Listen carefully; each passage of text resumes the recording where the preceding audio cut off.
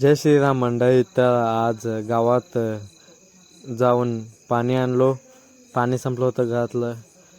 आल्यावर ते उतरून घरात ठेवलो आणि नंतर आमच्या शेतापाशी ऊसतोड चालू होती. चला तर मग तिथं जाऊया आणि वाढ आणूया. बघा, आमच्या प्लॉटमध्ये सगळं ऊस गेला आहे मशीननं लोकमंगलला. मग काय वाडं बांधली.